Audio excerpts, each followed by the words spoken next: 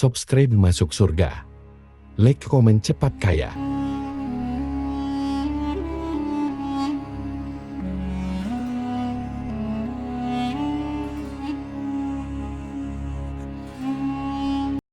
Assalamualaikum warahmatullahi wabarakatuh. Para pemirsa YouTube sekalian, pada kesempatan hari ini saya akan membahas terkait dengan Nabi Sulaiman alaihissalam.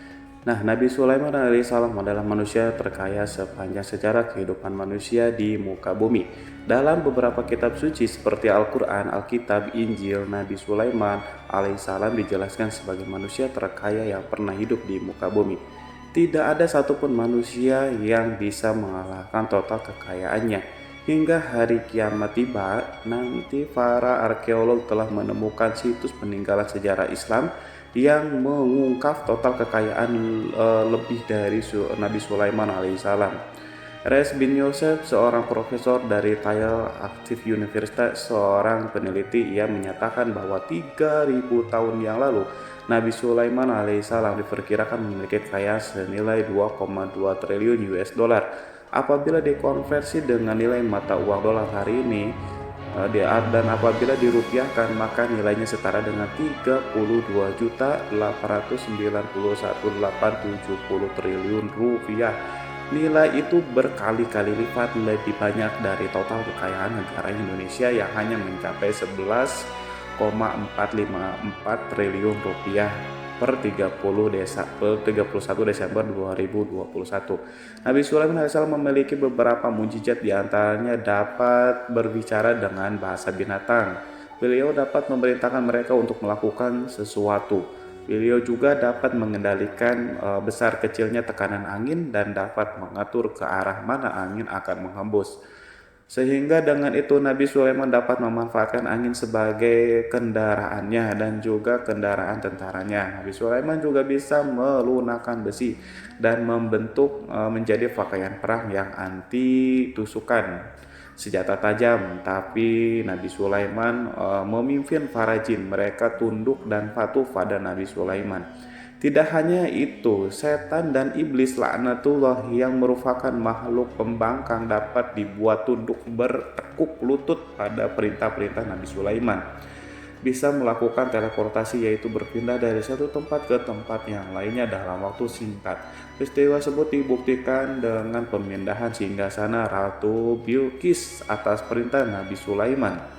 Nabi Sulaiman juga dikenal sebagai raja yang adil dan bijaksana. Nabi Sulaiman diberkahi kecerdasan yang sangat luar biasa untuk menyatupadukan segenap kekuatan yang Allah berikan kepadanya. Ia mengelola dan membawa kerajaannya menjadi kekuatan raksasa yang tak terkalahkan di masanya. Dengan segenap kemampuan yang dimiliki, tentara Nabi Sulaiman adalah tentara terkuat di bumi tanpa ada yang menandinginya. Pertanyaan mendasar yang muncul kali ini adalah dari mana sumber kekayaan dan kekuatan Nabi Sulaiman alaihissalam? Untuk mendapatkan jawabannya dari pertanyaan itu, simak video ini sampai akhir. Sebelum itu, mari bantu channel ini untuk terus berkembang dengan cara subscribe dan nyalakan tanda loncengnya, juga like, komentar yang positif, berikan share juga pada video ini. Semoga bernilai amal jariah karena ikut mensiarkan kisah Islam pada masyarakat Islam dan dunia. Terima kasih. Bismillahirrahmanirrahim. Sesungguhnya kami benar-benar telah menaburkan ilmu kepada Daud dan Sulaiman. Keduanya berkata, segala puji bagi Allah yang melebihkan kami dari kebanyakan hamba-hamba yang mukmin. Sulaiman telah mewarisi Daud dan dia berkata, wahai manusia, kami telah diajari untuk memahami bahasa burung dan kami dianugerahi segala sesuatu. Sesungguhnya semua ini benar-benar karunia yang nyata. Quran Surat An-Naml ayat 15-16. Saudara-saudaraku yang dirahmati oleh Allah, pada ayat di atas disebutkan bahwa Sulaiman telah mewarisi Daud. Nabi Sulaiman mewarisi Nabi Daud dalam sisi kenabian dan kekuasaan, bukan mewarisi harta, karena para nabi tidak mewarisi harta sebab sepeninggalan mereka harta para nabi menjadi sedekah bagi orang-orang yang ada di sekitar mereka, yaitu orang-orang fakir dan orang-orang yang membutuhkan, dan harta para nabi tidak dikhususkan bagi kalangan keluarganya. Rasulullah bersabda, kami para nabi tidak mewariskan Nabi Sulaiman mewarisi kenabian dari Nabi Daud. Ini adalah hal yang jelas Allah telah memilihnya sebagai nabi dari Bani Israel.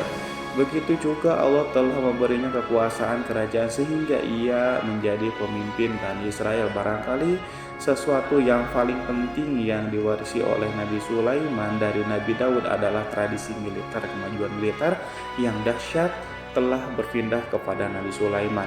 Nabi Daud sebenarnya adalah seorang pengembala kambing yang sangat miskin, tapi seiring dengan perjalanan waktu, ia menjadi komandan pasukan yang tiada tandingannya. Nabi Daud alaihissalam mengetahui bahwa kekuatan hakiki yang mengatur alam semesta adalah kekuatan Allah Subhanahu wa taala.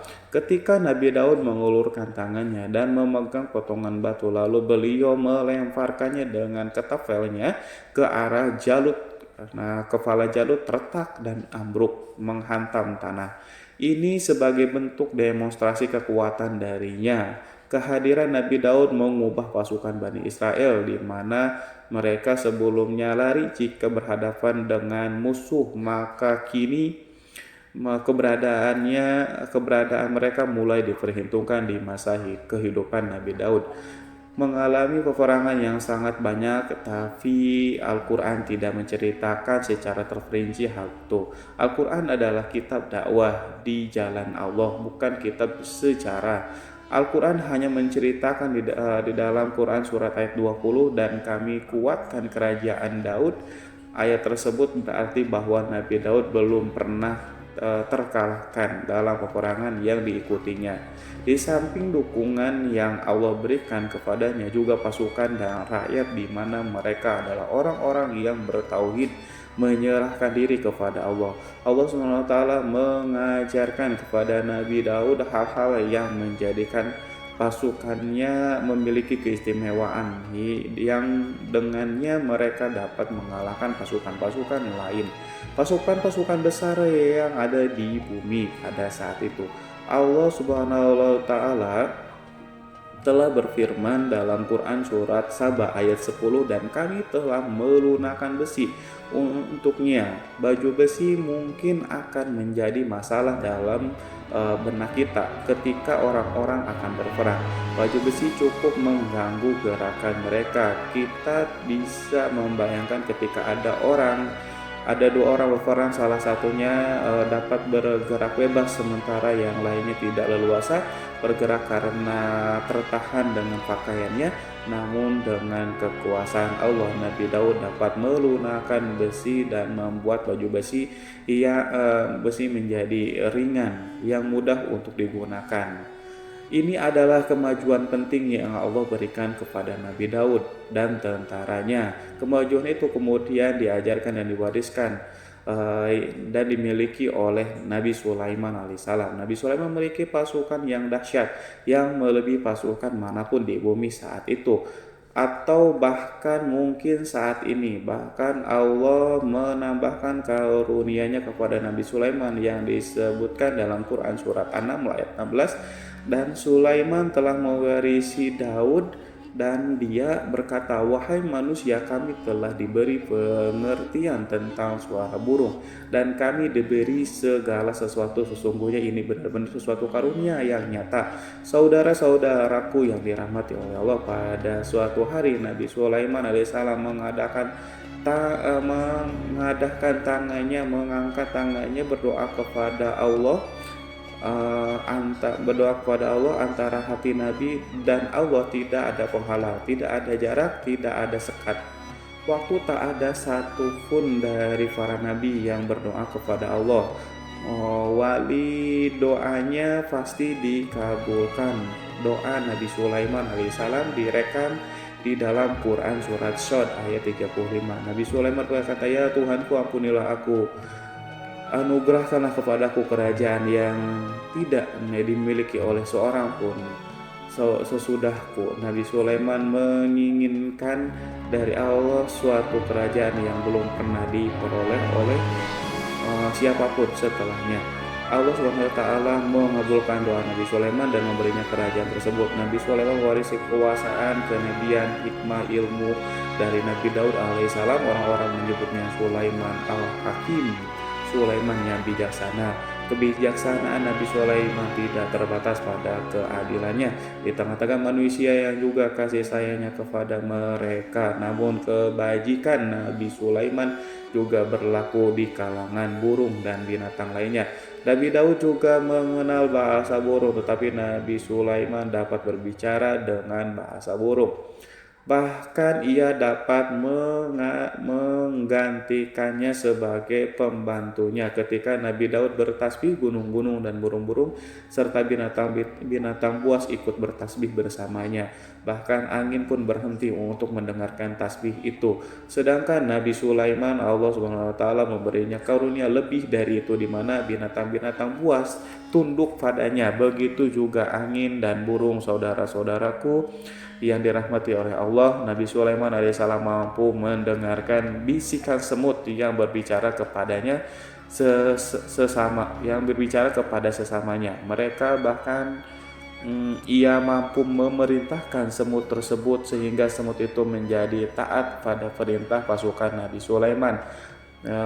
Nabi Sulaiman memiliki kekuatan yang sangat dahsyat di dunia. Belum pernah ada di dunia ini satu pasukan pun yang memiliki kekuatan seperti itu. Kekuatan Nabi Sulaiman berasal dari beberapa kombinasi yang sangat mengagumkan, sehingga karenanya ia tidak dapat tertandingi. Kekuatan itu terdiri dari manusia, binatang, jin, dan lain-lainnya. Sebagainya kita mengetahui bahwa jin adalah makhluk Allah dan manusia tidak mampu melihatnya atau menghadirkannya atau meminta pertolongan kepadanya. Sedangkan Nabi Sulaiman telah diberi Allah suatu kemampuan untuk menundukkan jin, memperkerjakan mereka sebagai tentara di tengah-tengah peperangan. Bahkan ia mampu menjadikan mereka sebagai pekerja-pekerja kasar di kerajaannya saat tidak ada peperangan. Maka karena itu ketika ada pasukan lain yang mencoba melawan pasukan Nabi Sulaiman, mustahil mereka akan mendapatkan kemenangan. Bahkan pasukan Nabi Sulaiman diperkuat oleh burung-burung. Di pasukan Nabi Sulaiman memerankan tugas penting, yaitu menjadi agen intelijen. Kita mengetahui bahwa peran informasi saat peperangan adalah hal yang penting, dan informasi tersebut pasukan dapat mengetahui keadaan lawannya. Demikian peranan burung pada pasukan Nabi Sulaiman. Ia terbang di tengah-tengah musuh, kemudian ia kembali pada Sulaiman untuk menyampaikan berita tentang keadaan lawannya. Di samping itu, di samping jin, burung Allah juga menundukkan angin untuk Nabi Sulaiman. Nabi Sulaiman dapat memerintahkan angin dan ia mampu untuk menaiki angin tersebut bersama tentaranya. Di dalam Quran surat Shad ayat 36-40 Allah SWT berfirman, "Kami tundukkan kepada angin yang berhembus dengan baik menurut kemana saja yang dikehendaki Sulaiman, dan kami tundukkan pula kepadanya setan-setan, semuanya ahli bangunan dan penyelam, dan setan yang lain yang terikat dalam belenggu. Inilah anugerah kami, maka berikanlah kepada orang lain atau tahanlah untuk dirimu sendiri dan dengan tiada pertanggungjawaban, dan sesungguhnya dia mempunyai kedudukan yang dekat pada sisi kami dan tempat kembali yang baik." Saudara-saudaraku yang dirahmati oleh Allah juga memberikan kemampuan yang tak seorang pun dari para nabi mendapatkannya, yaitu kemampuan untuk memerintahkan setan. Setan adalah satu bagian dari jin. Ia adalah kelompok yang celaka dari bangsa jin. Kelompok ini sebenarnya tidak mampu dikuasai oleh manusia, bahkan jin yang saleh tidak dapat mengatur setan. Adapun Nabi Sulaiman, Allah telah memberinya kekuasaan untuk menundukkan setan dan memperkerjakannya. Mereka bahkan mengikatnya dengan rantai serta menghukumnya jika ia menentang pada perintah setan. Membangun untuk Sulaiman istana-istana dan patung-patung dan alat-alat perang. Bahkan setan-setan itu menyelam di dasar laut untuk mengeluarkan permata dan yakut untuk Sulaiman. Jika ada di antara setan yang menentang perintahnya, maka Nabi Sulaiman alaihissalam mengikatnya dengan rantai.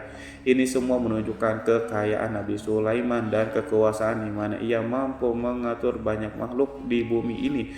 Tentu saja kemampuan itu semuanya adalah atas izin atau kehendak dari Allah Subhanahu wa taala. Sebagai mukjizat dari Allah Subhanahu wa taala berfirman dalam Quran surat Saba ayat 12, dan sebagian dari jin ada yang bekerja di hadapannya di bawah kekuasaannya dengan izin Tuhannya, dan siapa yang menyimpang di antara mereka dari perintah kami, maka kami rasakan kepadanya azab neraka yang apinya menyala-nyala.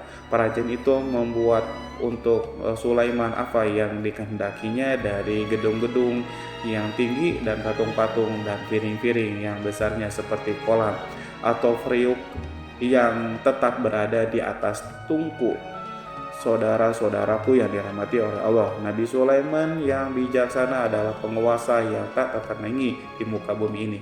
Meskipun memperoleh nikmat-nikmat khusus yang agung itu yang Allah berikan kepada Nabi Sulaiman, beliau tetap menunjukkan dirinya sebagai manusia yang paling banyak berzikir kepada Allah dan manusia yang paling banyak bersyukur di zamannya. Saudara-saudaraku yang dirahmati Allah, sebagaimana Allah Subhanahu wa taala telah memberikan nikmat kepada ayahnya Nabi Daud alaihissalam, di mana ia mampu melunakkan besi dan Allah mengajarinya bagaimana cara mencairkan besi, maka Nabi Sulaiman alaihissalam dapat memanfaatkan tembaga yang cair untuk peperangan. Dan juga di saat perdamaian, pada saat peperangan beliau mencampur tembaga dengan besi dan membuat darinya perunggu. Mereka menggunakan senjata-senjata perunggu dalam peperangan seperti pedang, baju besi, dan juga pisau. Senjata-senjata ini adalah senjata yang paling kuat di saat itu. Sedangkan di saat damai, tembaga digunakan untuk membuat bangunan, perhiasan, dan sebagainya. Meskipun Nabi Sulaiman mendapatkan banyak nikmat yang besar ini dan karunia yang khusus, Allah Subhanahu wa taala mengujinya dengan suatu ujian yang dahsyat, ujian yang akan selalu datang kepada seorang hamba yang soleh. Ketika hamba itu mendapatkan kedudukan besar, maka ujiannya pun menjadi besar. Allah Subhanahu wa taala menguji Nabi Sulaiman dengan penyakit. Saudara-saudaraku, ujian yang dialami Nabi Sulaiman diceritakan oleh Fakhrur Razi Sulaiman, diuji dengan suatu penyakit yang keras, di mana bahkan saat itu tidak mampu mengatasi sakitnya Nabi Sulaiman karena saking kerasnya, sehingga para dokter dari kalangan manusia dan jin tidak mampu menghilangkan penyakit itu. Lalu burung-burung menghadirkan rumput-rumput yang dianggap sebagai obat, tetapi Nabi Sulaiman tak kunjung sembuh. Semakin hari penyakit Nabi Sulaiman semakin menjadi-jadi, sehingga ketika Nabi Sulaiman duduk di atas kursi, ia duduk bagaikan tubuh tanpa roh, seakan-akan ia mati karena saking kerasnya penyakitnya. Sakit yang diderita oleh Nabi Sulaiman alaihissalam berlangsung sangat lama, namun Nabi Sulaiman tidak berhenti-hentinya berzikir kepada Allah yang meminta kesembuhan kepada Allah, serta peristiwa pada Allah dan mengungkapkan rasa cinta kepadanya. Selesailah ujian Allah terhadap hambanya Nabi Sulaiman alaihissalam. Beliau pun sembuh. Ini Nabi Sulaiman merasakan kembali kesehatan setelah ia mengetahui segala kejayaan dan segala kekuasaan serta segala kebesarannya tidak lagi mampu menghilangkan penyakit yang dideritanya. kecuali jika Allah menghendakinya. Saudara-saudaraku yang dirahmati oleh Allah, Nabi Sulaiman telah membangun tempat ibadah, tempat sujud sehingga manusia menyembah Allah di dalam rumah itu, menunjukkan keunggulan seni arsitektur dan seni fahat orang-orang yang membangun rumah itu berjumlah puluhan ribu orang. Tentu setiap kelompok dari mereka memiliki pekerjaan masing-masing. Di antaranya mereka ada yang mencairkan tembaga, di antara mereka ada yang tukang pahat, ada juga tukang ukir, ada juga membelah batu, ada juga yang memotong-motong kayu, ada yang mendatangkan rumput-rumput dari Lebanon, ada juga yang mendatangkan emas dan menjadikannya lempengan-lempengan yang mengkilat untuk menutupi kayu, untuk melapisi dinding. Bahkan dari golongan jin pun membantu membangun rumah tersebut. Tentu sebagai perintah dan bimbingan Nabi Sulaiman, mereka membuat patung-patung yang besar, membuat bejana yang besar untuk tempat makan para tentara dan pekerja, yaitu bejana seperti gunung. Karena saking beratnya dan besarnya, mereka juga membuat tempat-tempat minum yang besarnya seperti kolam.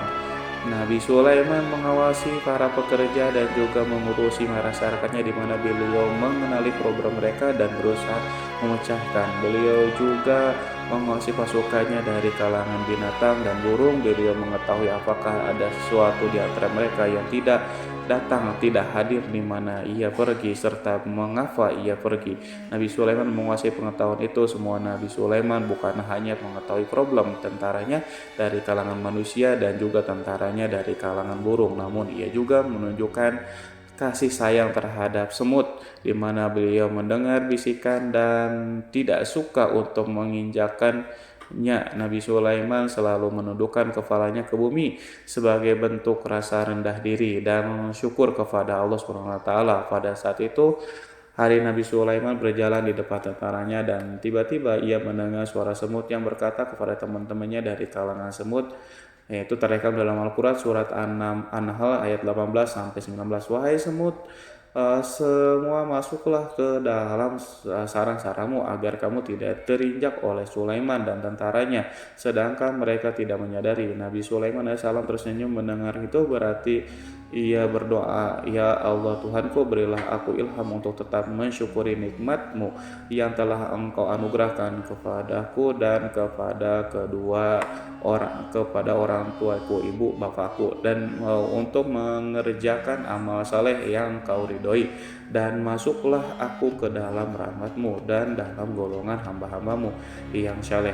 Saudara-saudaraku yang dirahmati Allah, meskipun Nabi Sulaiman mendapatkan kekuasaan dan memiliki tentara yang besar, namun beliau menunjukkan kasih sayang terhadap bangsa semut. Beliau mendengarkan fisiknya dan melihat semut yang ada di depannya. Oleh karena itu ia tak mungkin baginya untuk menginjak golongan semut itu. Nabi Sulaiman bersyukur kepada Allah yang telah memberinya nikmat itu, yaitu nikmat rahmat dan kasih sayang. Di samping itu, Nabi Sulaiman alaihissalam adalah orang yang paling kaya di dunia. Istananya terbuat dari kayu gaharu yang memiliki bau dan harum. Istananya terbuat dari emas dan terkadang dari kristal. Beliau juga memiliki kursi besar yang terbuat dari emas dan permata. Istana Nabi Sulaiman merupakan istana yang paling besar di dunia. Nabi Sulaiman menggunakan pakaian dari emas dan permata. Meskipun demikian, Nabi Sulaiman tetap menunjukkan sebagai hamba yang berserah diri dan rendah diri di hadapan Allah Subhanahu wa taala dan sederhana di depan manusia. Nabi Sulaiman yang merendahkan dirinya di hadapan Allah, ia selalu sujud kepada Allah sebagaimana ayahnya yang selalu bertasbih kepada Allah. Nabi Sulaiman selalu melantunkan lagu-lagu cinta ilahi dan hanya memuji Allah Subhanahu wa taala. Pada suatu hari Nabi Sulaiman mengeluarkan perintah kepada pasukannya untuk bersiap-siap. Kemudian Nabi Sulaiman keluar dan memeriksa pasukannya satu demi satu. Pasukannya diteliti. Kelompok yang pertama adalah kelompok manusia. Nabi Sulaiman memperhatikan kesiapan mereka, lalu Nabi Sulaiman mengeluarkan perintah kepada mereka. Kemudian Nabi Sulaiman memeriksa kelompok jin dan menyampaikan perintahnya kepada mereka. Beliau memenjarakan jin yang tampak bermalas-malasan. Saat beliau saat bekerja lalu beliau memeriksa binatang dan berkata kepada mereka, apakah mereka sudah makan dengan baik? Apakah mereka tidur dengan nyenyak? Apakah ada yang mengadu pada mereka misalnya karena penyediaan sesuatu atau karena makanan yang tidak layak? Apakah di sana ada yang sakit dan lain sebagainya? Semuanya diperiksa oleh Nabi Sulaiman. Ketika Nabi Sulaiman merasa puas dengan semuanya, Nabi Sulaiman memasuki tenda tempat berkumpulnya para burung. Nabi Sulaiman alaihissalam kemudian memasuki tenda tersebut dan mengamati keadaan di sekitarnya sehingga beliau mengetahui bahwa ada satu burung yang tidak hadir, yaitu burung hudhud.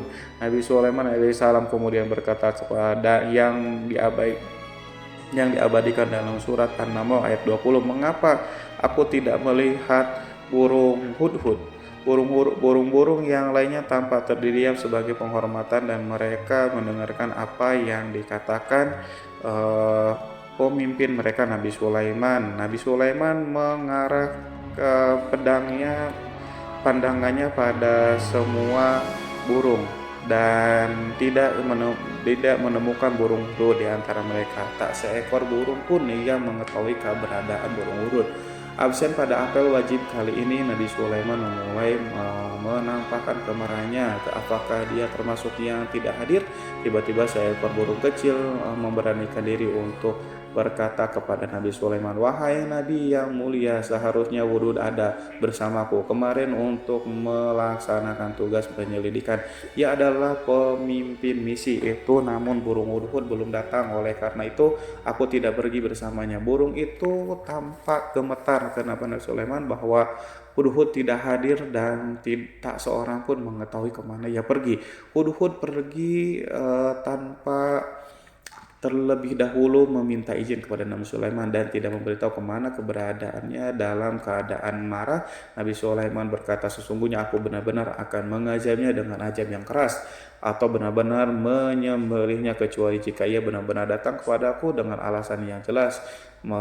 Kawanan burung-burung mengetahui bahwa Nabi Sulaiman sedang marah dan telah menetapkan untuk menyiksa burung hudhud atau menyembelihnya atau justru memaafkan dengan syarat ia datang dengan membawa alasan yang dapat menyelamatkan, atau dengan kata lain burung hudhud dapat memastikan bahwa ia melaksanakan tugas yang penting. Nabi Sulaiman menunjukkan kemarahannya yang besar sehingga siapapun merasa takut pada Nabi Sulaiman marah, maka kemarahannya akan membelak kebenaran. Kemudian beliau dapat melaksanakan ancaman dengan cara yang mudah. Seekor burung tanpa gemetar ketakutan melihat kemarahan Nabi Sulaiman. Lalu beliau mengeluarkan tangannya ke burung itu dan memegang kepalanya sehingga burung itu pun merasa tenang dan merasa takutnya hilang. Nabi Sulaiman kemudian pergi dari tempat burung dan menuju istananya. Nabi Sulaiman masih memikirkan keadaan burung hudhud. Seharusnya burung hudhud menjadi bagian penting dari badan intelijen. Apakah ia pergi untuk menyingkap sesuatu atau apakah ia pergi hanya untuk bermain-main? Nabi Sulaiman alaihissalam telah memperhatikan dan mengetahui bahwa burung hudhud adalah seekor burung yang cerdik dan juga fasih berbicara. Terkadang Nabi Sulaiman mendapati burung hudhud sedang bermain-main dan menunda-nunda pekerjaannya.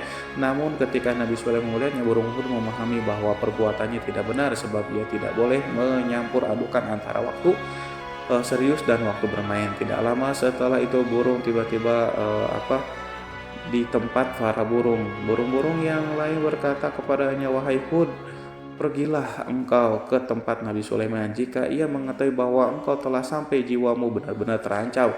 Mendengar itu burung hudhud segera beranjak. Ia terbang menemui Nabi Sulaiman. Pada waktu itu Nabi Sulaiman sedang duduk bersama tentaranya yang lain. Burung hudhud berdiri. Ia telah mencanangkan untuk memulai pembicaraan dengan Nabi Sulaiman. Sebelum Nabi Sulaiman banyak bertanya kepadanya kemana dia pergi, ia berbagi sebagai bukti bahwa hudhud telah melaksanakan sesuatu tugas yang penting. Dalam Quran surat An-Nahl ayat 22, Burung hudhud telah berbicara, aku telah mengetahui sesuatu yang kamu belum mengetahuinya, dan kubawa kepadamu dari negeri Sabah untuk berita penting yang diyakini seakan-akan burung hudhud hendak berkata, aku adalah hudhud yang yang miskin, tapi aku mengetahui apa yang tidak engkau ketahui, dan aku datang kepadamu dari kerajaan Sabah dengan membawa berita yang sangat penting. Nabi Sulaiman nampak terdiam. Ia menunggu hudhud menyelesaikan kisah yang tertulis dalam Quran surat An-Naml ayat 23 sampai 24. Hudhud berkata, sesungguhnya aku menjumpai seorang wanita yang memerintah mereka dianugerahi segala sesuatu serta mempunyai singgasana yang sangat besar. Aku mendapati dia dan kaumnya menyembah matahari selain Allah, dan setan telah menjadikan mereka memandang indah perbuatan-perbuatan mereka, lalu menghalangi mereka dari jalan Allah sehingga mereka tidak mendapatkan petunjuk. Burung hudhud diam sejenak dan Nabi Sulaiman merasa bahwa hudhud menunjukkan kefasihan lisannya dan berbicara dengan baik kepadanya. Nabi Sulaiman berkata dalam Quran surat An-Nahl ayat 27 sambil menunjukkan senyum manisnya di wajah Nabi Sulaiman berkata, akan kami lihat apakah kamu benar wahai hudhud, ataukah kamu termasuk orang-orang yang berdusta. Seakan-akan burung hud ingin mengatakan aku tidak Diamnya Sulaiman membuat takut sehingga burung hudhud terdiam. Nabi Sulaiman terdiam karena berpikir, lalu ia memutuskan sesuatu.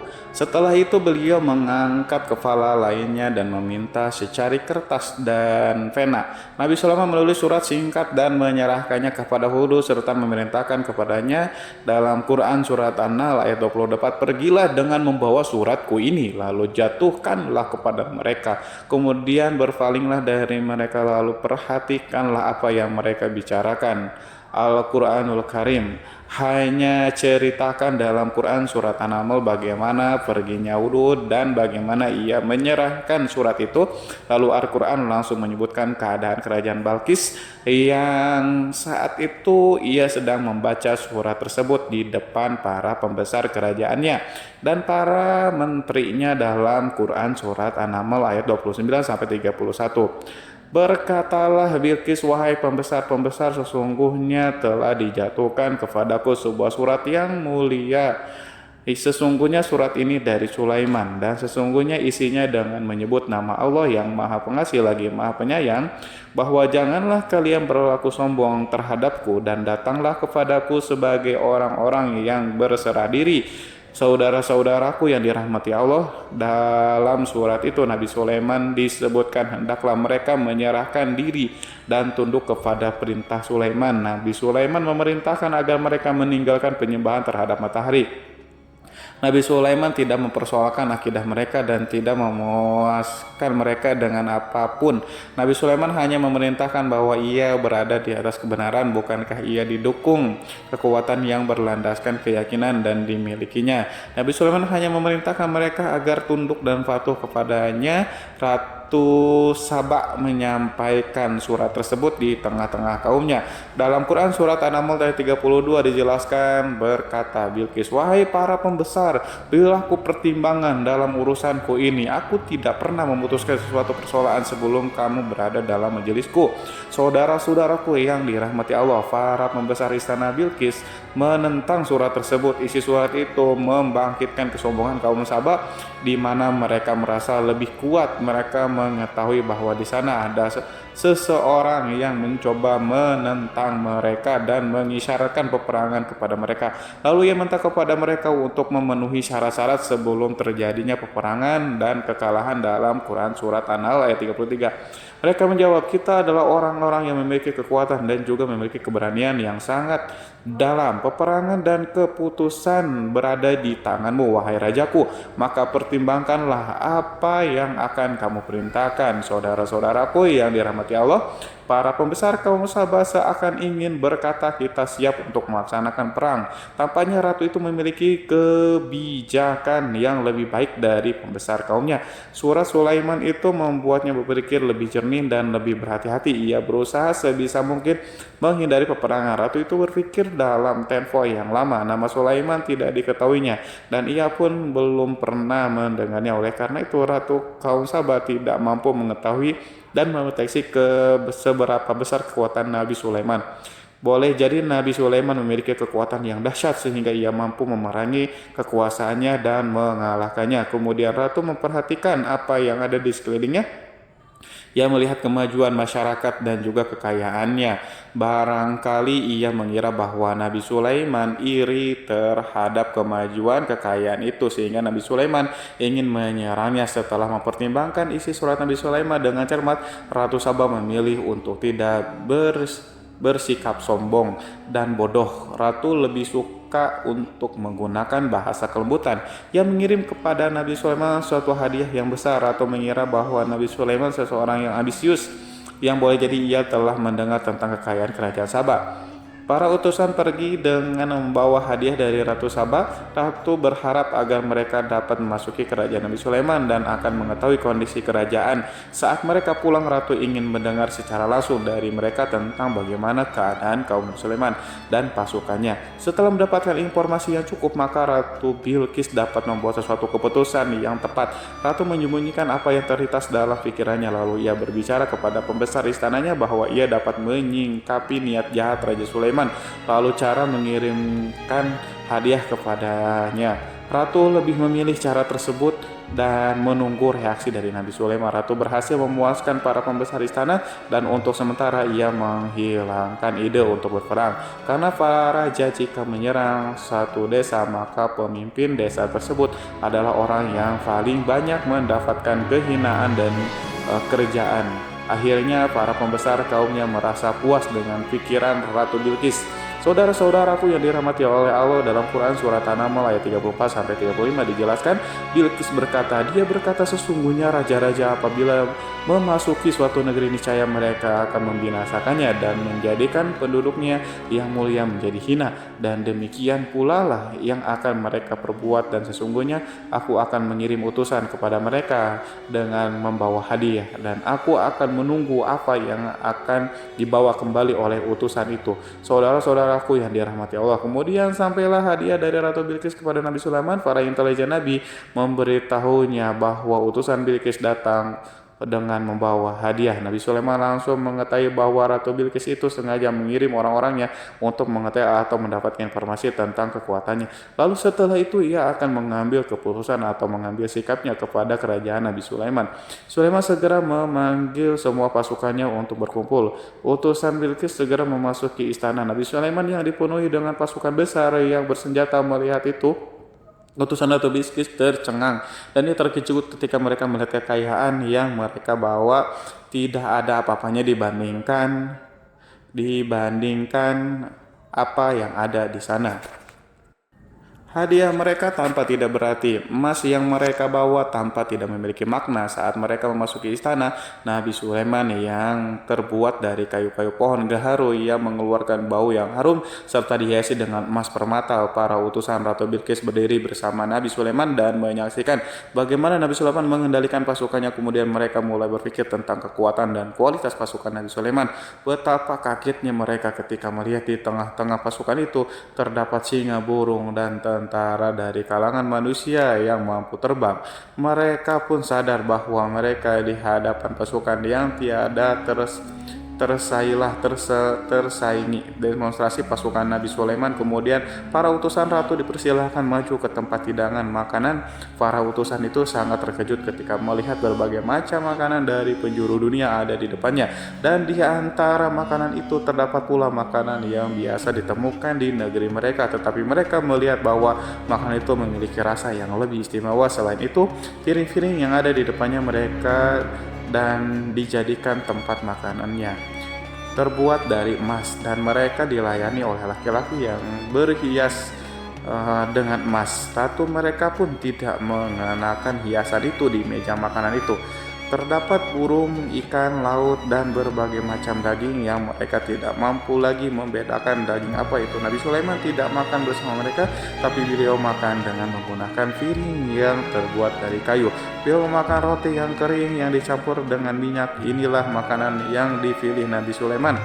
makan bersama mereka dalam keadaan diam. Mereka merasa kehadiran Nabi Sulaiman menciptakan suatu wibawa yang luar biasa.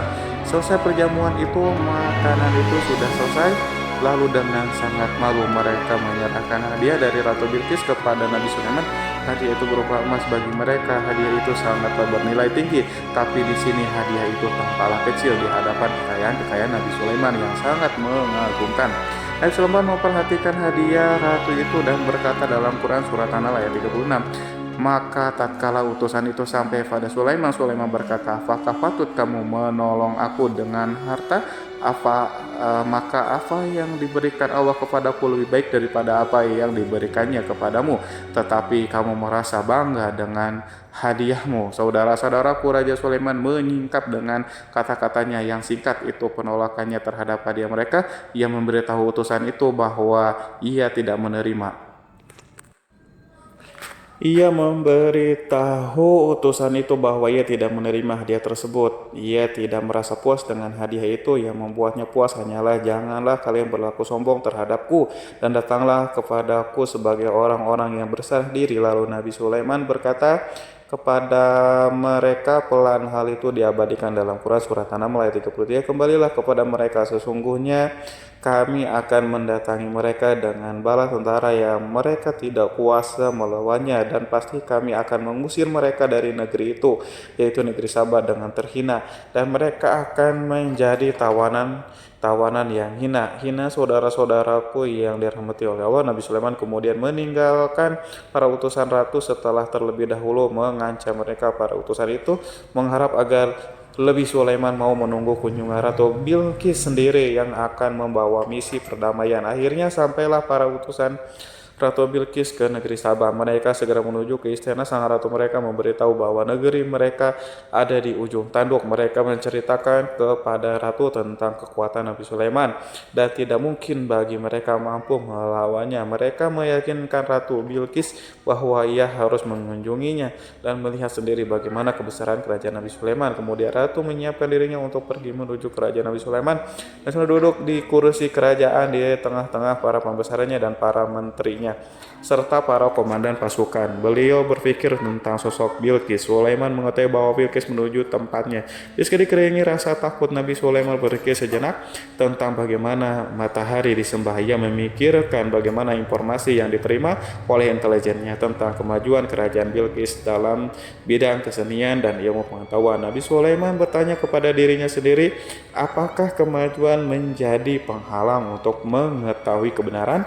Apakah ratu itu gembira dengan kekuatan yang dicapainya, dan ia membayangkan bahwa kekuatannya adalah segalanya dengan kemajuan yang dimilikinya. Nabi Sulaiman ingin membuat kejutan agar ratu mengetahui bahwa Islam yang diyakini oleh Nabi Sulaiman adalah satu-satunya yang mampu mendatangkan kemajuan dan kekuatan yang hakiki, sehingga ia dapat membandingkan antara keyakinannya dalam menyembah matahari beserta kemajuan yang mencapainya dengan keyakinan Nabi Sulaiman juga beserta kemajuan yang diraihnya. Saudara-saudaraku yang dirahmati oleh Allah, para mata-mata Nabi Sulaiman telah memberitahu bahwa hal yang sangat disegani dan dikagumi oleh kaum Bilqis adalah kerajaan Sabah, yaitu singgasana Raja Bilqis. Singgasana itu terbuat dari emas dan batu mulia. Singgasana tersebut dijaga oleh penjaga yang sangat disiplin, di mana mereka tidak pernah lalai sedikit pun. Oleh karena itu sangat tepat apabila Nabi Sulaiman menghadirkan singgasana di sini di kerajaannya, sehingga ketika ratu tiba maka ia dapat duduk di atasnya. Nabi Sulaiman ingin membuat kejutan kepadanya dan menunjukkan bahwa kemampuannya tersebut yang berlandaskan pada keislaman. Nabi Sulaiman melakukan yang demikian itu dengan harapan agar si ratu tunduk kepadanya. Ide itu terlintas dalam diri Nabi Sulaiman, lalu ia mengangkat kepalanya dan menoleh kepada anak buahnya. Hal itu diabadikan dalam Quran surat An-Naml ayat 36. Wahai para pembesar-pembesar, siapakah di antara kalian yang sanggup membawa singgasananya kepadaku sebelum mereka datang kepadaku. Sebagai orang-orang yang berserah diri, saudara-saudaraku, perhatikanlah ungkapan pikiran Nabi Sulaiman tersebut. Semua pemikirannya berkisar tentang keislaman para penyembah matahari, tentang bagaimana beliau dapat memberikan petunjuk kepada mereka di jalan Allah. Yang pertama menjawab pertanyaan Nabi Sulaiman adalah jin Ifrit dari kalangan jin yang Allah telah menundukkan mereka kepada Nabi Sulaiman. Dalam Quran surah Al-An'am ayat 39 berkata Ifrit yang cerdik dari golongan jin, aku akan datang kepadamu dengan membawa singgasana itu kepadamu sebelum kamu berdiri dari tempat dudukmu. Sesungguhnya aku benar-benar kuat untuk membawanya lagi. Dapat dipercaya Nabi Sulaiman berdiri dari tempat duduknya setelah 1 jam atau 2 jam, namun jin itu berjanji kepadanya untuk menghadirkan singgasana Bilqis. Sebelum itu istana Nabi di Palestina, sedangkan istana Bilqis terletak di Yaman. Antara singgasana tersebut dengan singgasana Nabi Sulaiman berjarak lebih dari ribuan mil. Barangkali pesawat yang cepat sekalipun yang kita kenal hari ini tidak akan mampu membawa dan mendatangkan di istana itu dalam waktu 1 jam. Tetapi masalahnya di sini berhubungan dengan kekuatan jin yang serba misterius. Nabi Sulaiman alaihissalam tidak mengomentari sedikit pun terhadap apa yang dikatakan oleh Ifrit dari golongan jin. Tampaknya ia menunggu tanggapan lain yang mampu menghadirkan singgasana Bilqis yang lebih cepat dari jin. Nabi Sulaiman menoleh kepada seseorang di sana yang duduk di atas naungan. Hal itu diceritakan dalam Quran surat An-Naml ayat 40. Berkatalah seorang yang mempunyai ilmu dari Alkitab, aku akan membawa singgasana itu kepadamu sebelum matamu berkedip. Maka tatkala Sulaiman melihat singgasana itu terletak di hadapannya, ia pun berkata, ini termasuk karunia Tuhanku untuk mencoba aku. Apakah aku akan bersyukur atau mengingkari nikmatnya? Dan barang siapa yang bersyukur, maka sesungguhnya dia bersyukur untuk kebaikan dirinya sendiri. Dan barang siapa yang ingkar, maka sesungguhnya Tuhanku maha kaya lagi maha mulia. Saudara-saudaraku, belum lama seseorang yang mempunyai ilmu Alkitab itu menyatakan kalimatnya, sehingga singgasana itu tiba-tiba ada di depan Nabi Sulaiman yang mampu menghadirkan singgasana itu lebih cepat atau lebih sedikit dari kedipan mata. Ketika mata itu tertutup dan terbuka, Al-Quranul Karim tidak menyingkap kepribadiannya. Seseorang yang menghadirkan singgasana itu, Al-Quran hanya menggarisi bahwa orang itu mempunyai ilmu dari Alkitab. Al-Quran tidak menjelaskan kepada kita apakah ia seorang malaikat atau manusia atau jin atau Al-Quranul Karim sepertinya ingin menyembunyikan identitas orang tersebut. Al-Quran sengaja tidak menyingkap hakikat kitab yang dimaksud. Saudara-saudaraku yang dirahmati Allah, setelah melintas singgasana itu, Nabi Sulaiman bersyukur kepada Allah. Ia mulai memperhatikan singgasana sang ratu. Singgasana tersebut merupakan simbol pembangunan dan juga kemajuan, tetapi tampaknya ia hanya sesuatu yang biasa saja jika dibandingkan dengan kekuatan dan kekuasaan. Khawatir kebesaran ciptaan yang dibuat oleh manusia dan jin di kalangan Nabi Sulaiman memikirkan dalam tempo yang sangat lama singgasana Ratu Bilqis itu. Kemudian beliau memerintahkan agar singgasana itu diperbaiki sehingga saat Ratu Bilqis datang, lebih Sulaiman akan memujinya. Apakah Ratu Bilqis dapat mengenali singgasananya ataukah tidak? Di dalam Al-Quran surat An-Naml ayat 21 Nabi Sulaiman berkata, ubahlah baginya singgasana maka kita akan melihat apakah dia mengenal ataukah dia termasuk orang-orang yang tidak mengenalnya. Saudara-saudaraku yang dirahmati Allah, Sulaiman memerintahkan agar dibangun istana yang akan digunakan untuk menyambut Ratu Bilqis. Nabi Sulaiman memilih tempat di laut dan ia memerintahkan agar dibangun suatu istana di mana sebagian besarnya terdiri dari air laut. Nabi Sulaiman memerintahkan agar lantainya itu terbuat dari kaca yang tebal dan kuat, sehingga orang-orang yang berjalan di atas istana itu akan dapat melihat di bawahnya ada ikan-ikan yang berwarna-warni yang berenang-renang, dan mereka akan melihat rumput-rumput laut yang bergerak-gerak. Akhirnya terselesaikan pembangunan istana itu. Saking bersihnya kaca lantai sehingga tampak di sana tidak ada kaca burung kaca. Burung Hud memberitahu Nabi Sulaiman bahwa Bilqis telah sampai di dekat kerajaannya. Kemudian Ratu Bilqis datang. Al-Quran tidak menyebutkan keadaan Nabi Sulaiman saat menyambut Bilqis, namun Al-Quran menunjukkan dua sikap Ratu Bilqis. Pertama, bagaimana sikap Bilqis ketika pertama kali melihat singgasananya yang datang mendahulunya, padahal ia telah meninggalkannya.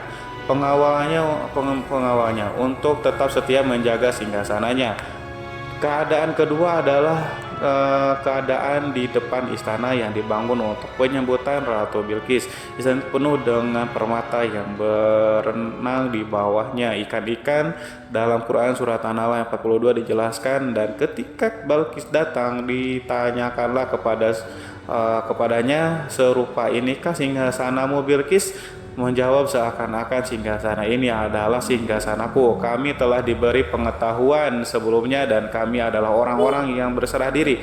Saudara-saudaraku pada dialek di atas. Bilqis melihat singgasananya dan ia tercengang saat mengetahui bahwa itu adalah singgasana miliknya. Namun ia kemudian mulai ragu karena melihat tidak sepenuhnya itu singgasana miliknya. Jika itu benar-benar miliknya, lalu bagaimana ia datang mendahulinya? Dan bila bukan singgasananya, maka bagaimana Sulaiman dapat meniru sepersis dan seteliti itu, padahal Sulaiman tidak pernah sekalipun pergi ke kerajaannya. Nabi Sulaiman berkata saat melihat Bilqis mengamati singgasananya, "Apakah ini singgasanamu?" Dia sangat kebingungan, namun setelah itu ia menjawab, "Sepertinya benar." Nabi Sulaiman berkata lagi, "Kami telah diberi ilmu sebelumnya dan kami sebagai orang-orang muslim saudara-saudaraku yang dirahmati oleh Allah." Melalui pertanyaan itu Nabi Sulaiman ingin mengisyaratkan kepada Bilqis agar ia membandingkan antara keyakinannya beserta ilmu yang dicapainya dengan keyakinan Nabi Sulaiman yang muslim beserta kata pengetahuan yang telah diraihnya penyembahan terhadap matahari dan pencapaian ilmu yang dicapai oleh Bilqis, tanpa tidak ada apa-apanya dibandingkan dengan ilmu Nabi Sulaiman dan keislamannya. Nabi Sulaiman telah mendahulunya dengan bidang ilmu karena keislamannya. Karena itu sangat mudah baginya untuk mengungguli Bilqis. Dalam ilmu-ilmu yang lainnya, demikianlah yang diisyaratkan pernyataan Sulaiman kepada Bilqis. Sahabat itu bahwa ini adalah singgasananya, di mana singgasana itu datang lebih dulu daripada dirinya. Beberapa bagian darinya telah diubah saat Bilqis masih di dalam perjalanan menuju ke tempat Nabi Sulaiman. Ia berpikir kemampuan apa yang dimiliki oleh Nabi Sulaiman. Ratu Bilqis tercengang melihat apa yang disaksikannya, yang berupa buah dari keimanan Nabi Sulaiman dan hubungannya dengan Allah SWT. Sebagaimana Bilqis juga tercengang ketika melihat kemajuannya di bidang ilmu pembangunan, seni, dan ilmu-ilmu yang lainnya. Maka ia lebih kagum lagi saat melihat hubungan yang kuat antara keislaman Nabi kiriman dengan ilmunya, serta kemajuan yang diraihnya. Dalam Quran surat An-Nahl ayat 84 dijelaskan, dan apa yang disembahnya selama ini selain Allah mencegahnya untuk melahirkan keislamannya, karena sesungguhnya ia terdahulu termasuk orang-orang yang kafir. Saudara-saudaraku yang dirahmati Allah, tergoncanglah dalam benak Bilqis ribuan hal yang melihat keyakinan kaumnya runtuh di hadapan Nabi Sulaiman, yang menyadari bahwa matahari yang disembahnya hanya merupakan ciptaan Allah, di mana ia menggerakkannya untuk hamba-hambanya. Lalu terbitlah matahari, kebenaran di dalam dirinya atau hatinya diterangi oleh cahaya baru yang tidak akan tenggelam seperti tenggelamnya matahari. Masa keislamannya hanya menunggu waktu saja. Ratu Bilqis memilih waktu yang tepat untuk mengumumkan keislamannya. Allah SWT berfirman dalam Quran surat An-Nahl ayat 44, dikatakan kepadanya, "Masuklah ke dalam istana." Maka tatkala ia melihat lantai istana itu, dikiranya kolam air yang besar dan disingkapnya dua betisnya. Berkatalah Sulaiman, "Sesungguhnya ia adalah istana licin yang terbuat dari kaca." Berkatalah Balkis, wahai Tuhanku, sesungguhnya aku telah berbuat zalim terhadap diriku dan aku berserah diri bersama Sulaiman kepada Allah Tuhan semesta alam. Saudara-saudaraku yang dirahmati Allah, dikatakan kepada Balkis, masuklah ke dalam istana. Ketika ia masuk, maka ia tidak menyaksikan adanya kaca, tetapi ia melihat air sehingga ia mengira akan bersinggungan dengan air laut. Lalu ia menyingkapkan sedikit bajunya agar bajunya tidak basah. Nabi Sulaiman mengingatkan tanpa melihatnya agar ia tidak khawatir terhadap pakaiannya, karena pakaiannya tidak akan basah sebab di sana tidak ada air, itu sekedar kaca yang halus, yang saking halusnya sehingga ia tidak tampak. Pada kesempatan itu Balkis mengumumkan keislamannya yang mengakui kelaliman dirinya, dan ia menyatakan menyerahkan diri kepada Nabi Sulaiman dan kepada Allah Tuhan semesta alam. Lalu kaumnya pun mengikutinya dan mereka tidak memeluk Islam. Balkis menyadari ia berhadapan dengan penguasa yang terbesar di bumi dan salah satu Nabi Allah yang mulia. Untuk pertama kalinya wajah Sulaiman tampak dihiasi dengan senyuman yang menunjukkan kepuasannya sejak Balkis mengunjunginya. Demikianlah Sulaiman mewujudkan kejayaan yang hakiki dan menyebarkan cahaya Islam di muka bumi. Saudara-saudaraku, Al-Quran tidak menyebutkan kisah Balkis setelah keislamannya. Para ahli tafsir mengatakan bahwa ia menikah dengan Nabi Sulaiman. Selain itu, ada yang mengatakan bahwa ia menikah dengan salah satu orang dekat Nabi Sulaiman. Ada juga yang mengatakan bahwa sebagai raja Habasyah adalah keturunan dari buah perkawinan ini. Wallahu alam bishawab. Saudara-saudaraku yang dirahmati Allah, Nabi Sulaiman hidup di tengah-tengah kejayaan dan kemuliaan di bumi.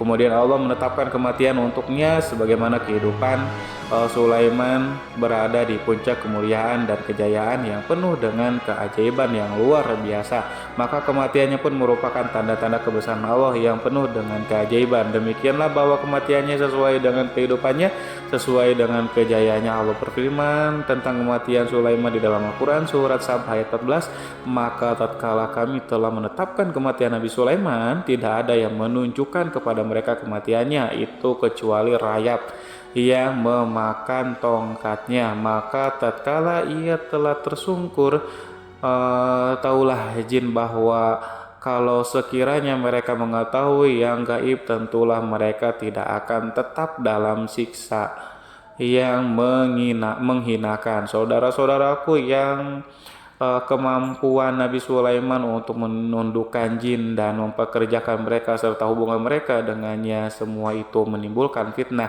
di tengah-tengah manusia dalam hal tertentu, dan kematian Nabi Sulaiman merupakan batasan jawaban terhadap fitnah ini. Kami tidak mengetahui siapa yang mengklaim bahwa jin mengetahui hal yang gaib, apakah itu setan yang terkutuk atau jin yang bodoh atau manusia yang tertipu. Kami tidak mengetahui siapa yang bertanggung jawab terhadap tersebarnya isu yang keliru ini. Yang kita tahu adalah bahwa hal tersebut adalah mempengaruhi sebagian manusia dan jin. Barangkali manusia berkata kepada diri mereka, selama jin melakukan perbuatan yang luar biasa ini, maka apa gerangan yang menjadikan mereka tidak mengetahui hal yang gaib? Manusia itu lupa bahwa kunci kegaiban berada di tangan Allah. Masalah ilmu gaib tidak akan mampu dikuasai oleh jin, manusia, para nabi, dan semua makhluk. Hanya Dia yang mengetahui, dan manusia yang diberitahu hanya sedikit. Sekali lagi, saudara-saudaraku yang dirahmati Allah, seakan-akan Allah telah merencanakan bahwa kematian Sulaiman bertujuan untuk menghancurkan pemikiran itu, yaitu pemikiran bahwa jin mengetahui hal-hal yang gaib. Jin bekerja untuk Nabi Sulaiman selama beliau hidup, dan tatkala beliau meninggalkan maka tugas mereka menjadi bebas. Nabi Sulaiman meninggal tanpa diketahui oleh jin, sehingga mereka tetap bekerja untuknya.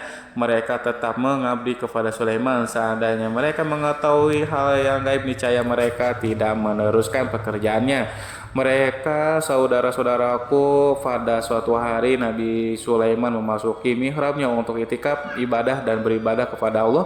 Tak seorang pun yang berani mengganggu khalwatnya di mihrab itu. Mihrab Sulaiman terletak di puncak gunung dan dindingnya terbuat dari permata. Pada suatu hari Nabi Sulaiman duduk bersandar pada tongkatnya yang tampak tenggelam dalam tafakur. Beliau berzikir kepada Allah hingga rasakan untuk menguasainya. Lalu setelah itu malaikat maut menemuinya di mihrabnya. Nabi Sulaiman pun meninggal, beliau bersandar pada tongkatnya. Jin melihatnya dan mengira bahwa beliau sedang sholat, sehingga mereka pun terus melanjutkan pekerjaannya. Berlalulah hari-hari yang panjang, kemudian datanglah rayap itu, yaitu semut kecil yang memakan kayu. Hewan itu mulai memakan tongkat Nabi Sulaiman. Rayap itu tampak lapar. Sebagian dari tongkat Nabi Sulaiman dimakan beberapa hari oleh rayap itu. Ketika yang dimakan semakin bertambah, maka tongkat itu pun menjadi rusak dan kemudian jatuh dari tangan Nabi Sulaiman alaihissalam.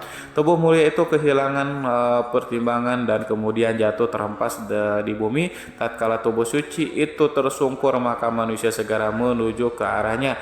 Mereka menyadari dan mengetahui bahwa Nabi Sulaiman telah meninggal dalam waktu yang lama.